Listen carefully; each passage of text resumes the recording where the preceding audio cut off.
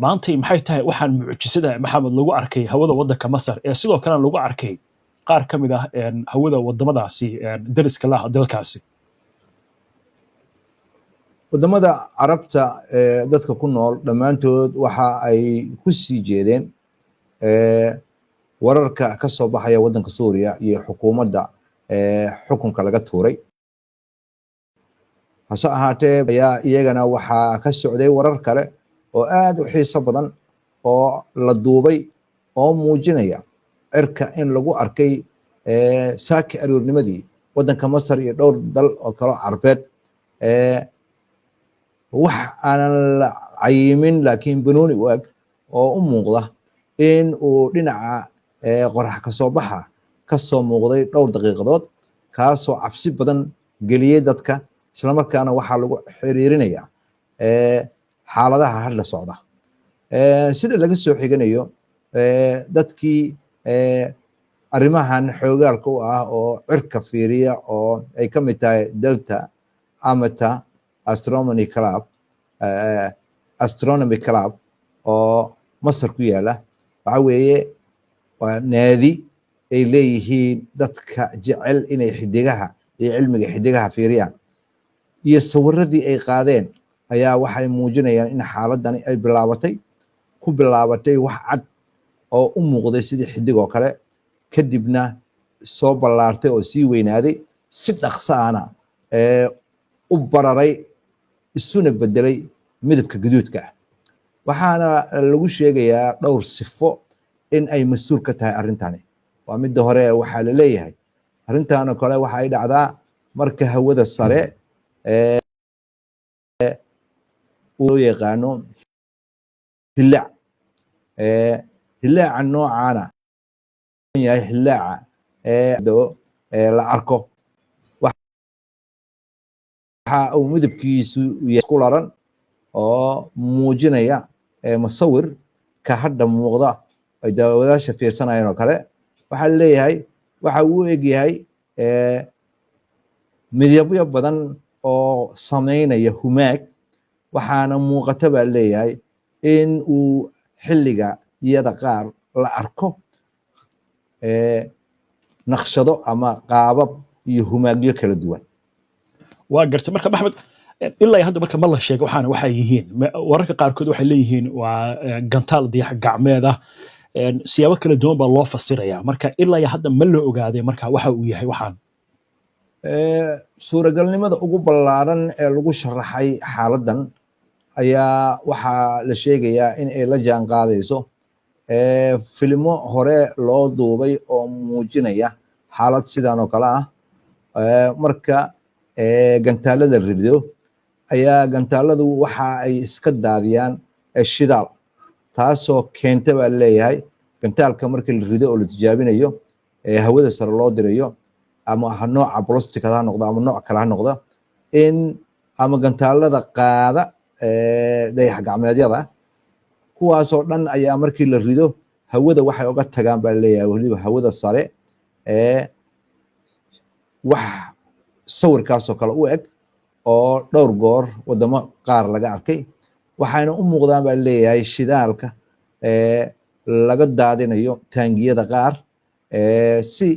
loo qaboojiyo gantaalka wuxuuna u eg yahay baa leeyahay sida qalinka caaradiisa qalinka matita la yirahdo ama pencilka la yirahdo ama qalin rasaaska la yirahdo caaradiisa waxayna u muuqanaysaa baa leeyahay qoraxda iftiinkeeda ayaa ku dhacaya baa leeyahay oo midabo badan u yeelaya waxaana muuqata baa leeyahay in qoraxda marka ay ku dhacdo ay midabadiisa badanayaan sidii qaansar roobaadka oo kale uu noqonayo mararka qaarkoodna uu sida hadda muuqato oo kale sidii kubadda u ekaanayo dadka arbixiyaanada ayaa mararka qaarkood si olakaca waxa ay ka daadiyaan shidaal diyaaradaha loogu talagalay inay alaabta qaadaan diyaaradaha noocan waxa weye diyaaradaha loogu talagalay in gantaalada cirka sare wax lagu geeyo ama diyaaradaha caadiga ah ayaa waxay hawada ku daadiyaan ama gantaalada ama xataa dayax gacmeedyada ayaa hawada waxay ku daadiyaan wixii ku cuslaada oo shidaala si ay u fududaato safarka inaanu wax dhiba la kulmin ama xaalad degdeg ay la soo gudboonaan. mararka qaarkood matoorka gantaalka ayaa waxaa lagu isticmaalaa in la qaboojiyo oo shidaal badan ayaa dhuuma lagu daadiyaa si kulaylka faraha badan leh gantaalka looga qaboojiyo. waxaa dhacaya baa leeyahay nuur baa ka imaanaya. teknolojiyadaasna waxay caawinaysaa baa leeyahay si matoorka in wax u gaarin ama uun aad u kululaan. waxaana weeye waa farsamo la isticmaalo, waana suuragalnimada ugu ballaaran baa leeyahay arrintaas. waa gartay. marka maxamed, hadda ka hor waxaanoo kale ma la arkay mucjisada oo lala yaaban yahay adduunka ma lagu arkay? bishii abril 2019 mid ka mid a barnaamijyada dayax-gacmeedka SpaceX la yidhaahdo Elon Musk uu leeyahay, gantaalada uu rido ayaa qaar waxa ay ka tageen baa leeyahay wax daruur u eg. gantaalka ayaa shidaal daadiyey asagoo dul maraya Alaska. waxayna ahayd fursaddii ugu wanaagsanayd oo ay sawirro uga qaateen dadka cirka fiiriya. masawirada laga qaatay halkaasi waxaa isku dhacay baa leeyahay xidigo iyo iftiinka qoraxda oo kasoo baxayay dhinaca waqooyi, waxaana kasoo baxay baa leeyahay sida saynisyahanno badan ay sheegayaan oo arrintan daraasad ku sameynayay. shidaalkii la daadiyey ayaa iftiin fara badan sameeyey oo haddii hawada lagu sii dayn lahaa cimilada wax u dhimi lahaa. laakiin hadda waxaa muuqata baa leeyahay in noocaas oo kale la arkay markii gantaalkaas la riday. waa gartay. waayahay maxamed, marka dhinaca kale aan ka eegno bariga dhexe xaalkiisu ma wanaagsana. dabcan ilaahayna wax walba ayuu awood u leeyahay. tusaalooyin lagu cibro qaato ah meesha lagu arkay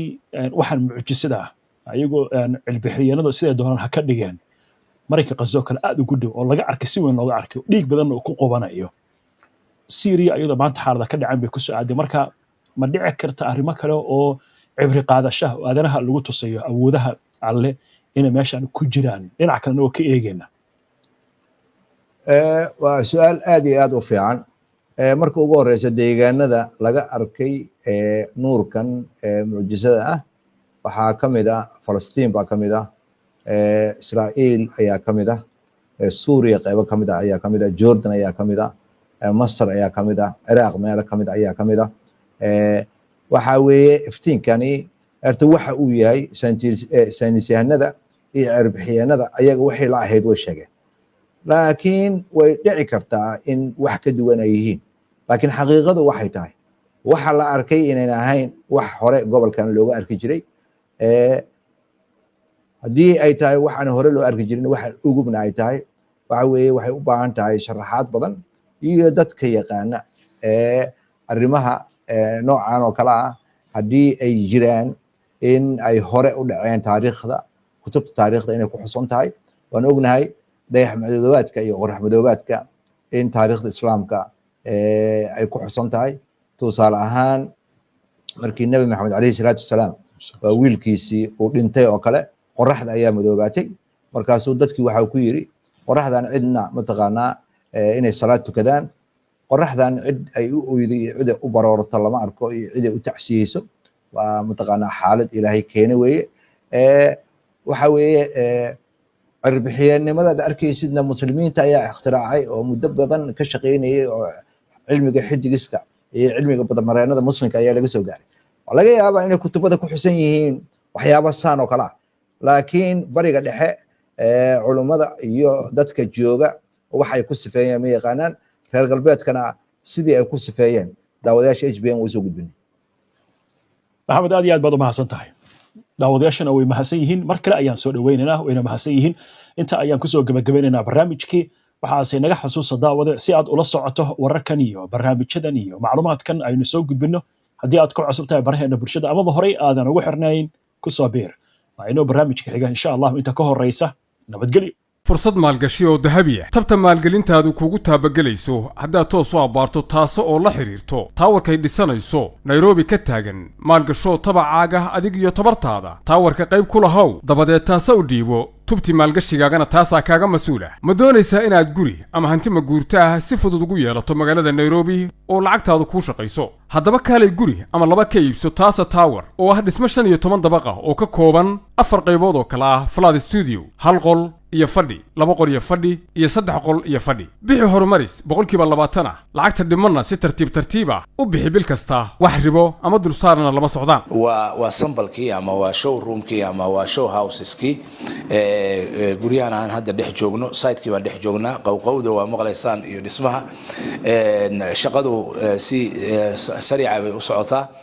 marka qof kasta oo runtii danaynaya oo meeshan Nairobi in wax ku yeesho dalkana hadda Soomaalidu aad iyo aad bay u maalgashataa waa meel dalkiina u dhow wixii dadku Soomaaliya ka helayeen waxyaalo badan ay ka helayaan dalkan dhismaha taasa tower waxa uu leeyahay wiishash casri ah motorada korontada dhaliya iyo ceelbiyood u gaar ah parking kaamirooyinka ammaanka ee CCTV jimaad u qalabaysan meelo lagu ordo qolalka shirarka qolka salaada maqaayad cafeteria iyo adeegyo kale oo muhiim ah dhismaha taasa tower waxa laga dhisayaa xaafadda Kilimani oo qiimaha kirada guryaha lagu doono ayaad u sarreyso xafiiska shirkadda taasa properties waxa uu ku yaala dabaqa labaad ee dhismaha Sunny Plaza Wangabala Road Nairobi wixii faahfaahin oo dheeraad ah kala xiriir emailka telefoonada iyo baraha bulshada shaashada kaaga muuqda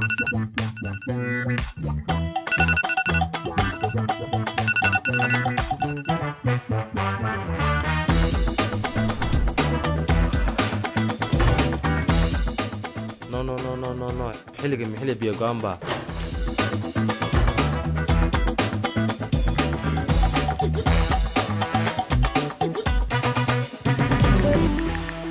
hasugin inta ay biyuhu kaa go'ayaan